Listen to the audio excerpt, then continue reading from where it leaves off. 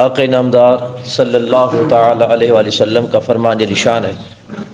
آقا علیہ الصلوۃ والتسلیم نے فرمایا من قتل نفسہ بحدیدۃ فحدیدتہ بیدہ یجاء بها فی بطنہ فی نار جہنم خالدا مخلدا فیہا ابدا۔ آقا نے فرمایا جس شخص نے کسی تیز دھار آلے سے اپنے آپ کو قتل کر ڈالا، یعنی خودکشی کی، تو رب تعالیٰ ایک تو اسے ہمیشہ ہمیشہ کے لیے جہنم میں ڈال دے گا، اور دوسرے نمبر پر وہی تیز دھار آلہ اس کے ہاتھوں میں تھما دیا جائے گا، اور حکم ہوگا کہ اس آلے کو، چھری ہے، چاقو ہے، جو کچھ بھی ہے، اپنے پیٹ میں گھونپتا رہے، وہ مارتا رہے گا اپنے آپ کو۔ پھر آگے فرمایا جس نے زہر کھا کے اپنے آپ کو مار ڈالا تو کل قیامت کے دن رب تعالیٰ اسے ہمیشہ ہمیشہ کے لیے جہنم میں ڈال دے گا۔ بڑی حیرت والے الفاظ ہیں۔ آقا علیہ الصلوۃ والتسلیم نے فرمایا فی نار جہنم خالدا مخلدا فیہا ابدا۔ خالدن کا معنی بھی بڑی مدت کو کہتے ہیں، پھر مخلدن بہت بڑی طویل مدت کے لیے، آبادن ہمیشہ ہمیشہ کے لیے اسے جہنم میں ڈال دیا جائے گا، ہمیشہ ہمیشہ کے لیے اسے جہنم میں ڈال دیا جائے گا۔ پھر وہی زہر اس کے ہاتھ میں تھما دیا جائے گا، اور حکم ہوگا اس کو پھانکتا رہے، کھاتا رہے، پیتا رہے، اسی عذاب میں مبتلا رہے۔ پھر آگے فرمایا جس نے اپنے آپ کو کسی بلندی سے گرا دیا، جیسا پہاڑ ہے، پہاڑ سے گرا دیا جس نے اپنے آپ کو کہ مر جاؤں، ہلاک ہو جاؤں، خودکشی کر لی، تو فرمایا ایک تو رب تعالیٰ اسے جہنم میں ڈالے گا، اور پھر جہنم کے بلند ترین پہاڑ پہ کھڑا کر دے گا، اور حکم ہوگا یہاں سے کودتا رہے، کودتا رہے، خودکشی کرتا رہے، اپنے آپ کو عذاب دیتا رہے۔ باری تعالیٰ ایک تو وہ پہلے سے جہنم میں ہے، اور پھر دوسرا عذاب اللہ تعالیٰ فرمائے گا یہ وہ عذاب ہے جسے اس نے خود اپنے آپ کی اپنے لیے پسند کیا تھا۔ خودکشی انتہائی ناپسندیدہ عمل ہے شریعت اسلام میں۔ ایک شخص جنگ میں جہاد کرتے ہوئے لڑ رہا تھا، صحابہ کرام نے اس کی تعریف کی، فرمایا یہ جہاد کیا تو اس نے کیا، لڑتا ہے تو یہ لڑتا ہے، اس کی بہادری کی، اس کے لڑنے کی تعریف کی۔ آقا علیہ الصلوۃ والتسلیم نے فرمایا اس کا ٹھکانہ جہنم ہے۔ اللہ فرمایا اس کا ٹھکانہ جہنم ہے۔ صحابہ کرام سن کر ششدر رہ گئے، حیران رہ گئے۔ آقا علیہ الصلوۃ والتسلیم کے الفاظ ہیں، والضحیٰ والے چہرے کے الفاظ ہیں، یہ پورے ہو کر رہنے والے ہیں، ان میں ذرہ برابر بھی شک نہیں ہے۔ یا رسول اللہ کس طرح؟ آقا نے فرمایا اپنی آنکھوں سے منظر دیکھو گے، اپنی آنکھوں سے دیکھو گے۔ تھوڑی سی دیر گزری، وہ لڑتے لڑتے اس کو زخم آئے، جب زخم ہے اس نے نیزہ نیچے رکھا، اپنے آپ کو اوپر ڈال دیا، وہ مر گیا، ہلاک ہو گیا۔ آقا نے فرمایا دیکھا تم لوگ نے، یہ اہل جہنم میں سے ہے، خودکشی کر گیا۔ خودکشی کرنے والے کا ٹھکانہ جہنم میں ہوتا ہے۔ اللہ اکبر۔ یہ روش، یہ طریقہ اب عام ہوتا جا رہا ہے۔ پہلے تو غیر مسلم سنتے تھے کہ فلاں ملک میں خودکشی ہوئی، فلاں ملک میں، اب تو اپنے مسلمان بھی کرنے لگے۔ تھوڑی سی تکلیف آ گئی، تھوڑی سی پریشانی آ گئی، تھوڑی سی مصیبت آ گئی، والدین نے کوئی کہا نہ مانا، دوستوں سے کوئی شکایت ہو گئی، اولاد نے کوئی کہا نہ مانا، یا کوئی مالی طور پر پریشانی ہو گئی، بس اور کوئی راستہ نہیں نظر آیا خودکشی کا۔ خودکشی کا ہی راستہ کیوں نظر آتا ہے جبکہ رب تعالی نے صبر کا حکم عطا فرمایا؟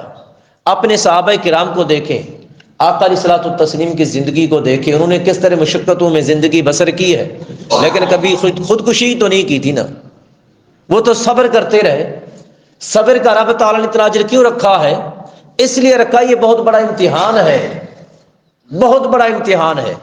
اس لیے فرمایا، بار بار فرمایا ان اللہ مع الصابرین، میں خدا صبر کرنے والوں کے ساتھ ہوتا ہوں، میں خدا صبر کرنے والوں کے ساتھ ہوتا ہے۔ کوئی مصیبت آ گئی، کوئی پریشانی آ گئی تو صبر کرو۔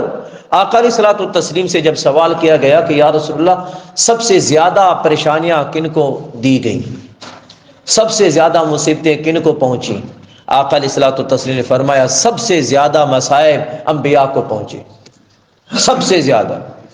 پھر انبیاء میں سے سب سے زیادہ مجھے پہنچائے گئے۔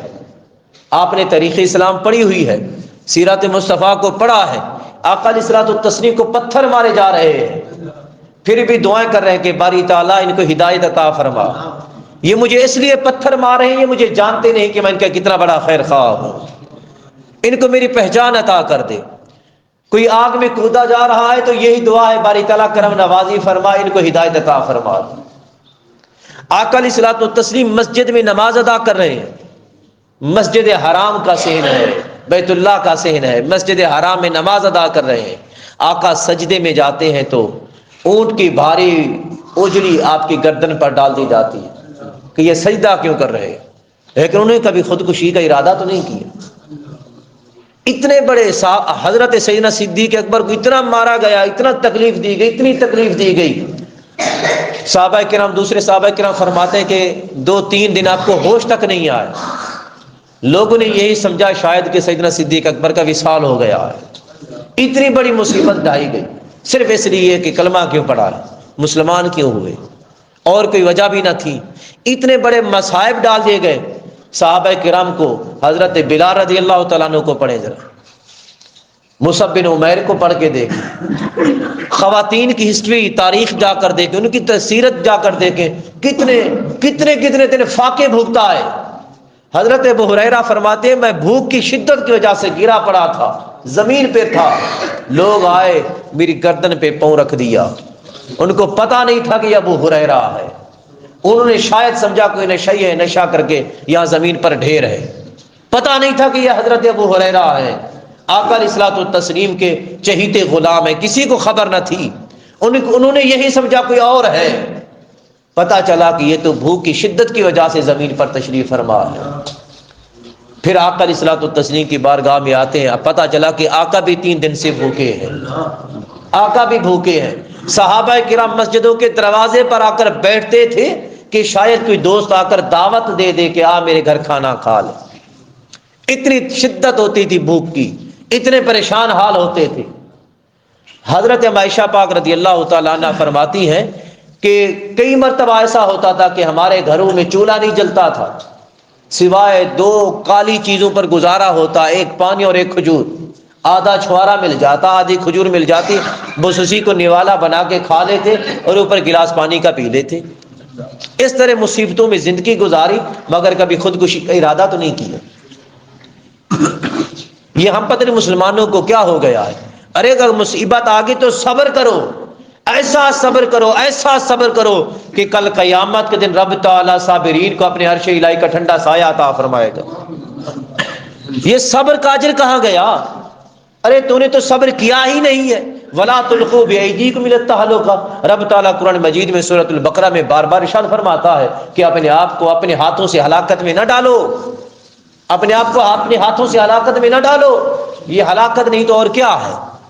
ہم کہتے ہیں ہم عذاب سے چھوٹ رہے ہیں، پریشانیوں سے چھوٹ رہے ہیں، ارے ادھر کی پریشانیاں تو ختم ہو رہی ہیں جو ہمیشہ کے لیے نہیں ہیں۔ زندگی تو کبھی نہ کبھی ختم ہونے والی ہے، ضرور ختم ہونے والی ہے، مٹنے والی ہے، مرنے والے ہیں۔ ارے یہ تو فانی جہان ہے، یہ تو ابدی نہیں ہے، وہ جو ابدی جہان ہے، یہاں کی پریشانیاں ختم کر کے وہاں کی پریشانیاں خرید رہے ہو، وہاں کی پریشانیاں مول لے رہے ہو۔ اللہ کے بندو صبر کرو، صبر بہت بڑا اجر ہے، اللہ تبارک و تعالیٰ اپنی معیت عطا فرمائے گا، اور جب مر کر اس جہان سے جاؤ گے تو رب تعالیٰ جنت کی نعمتوں سے نوازے گا، اور قیامت کے دن اپنے عرش کا ٹھنڈا سایہ عطا فرمائے گا۔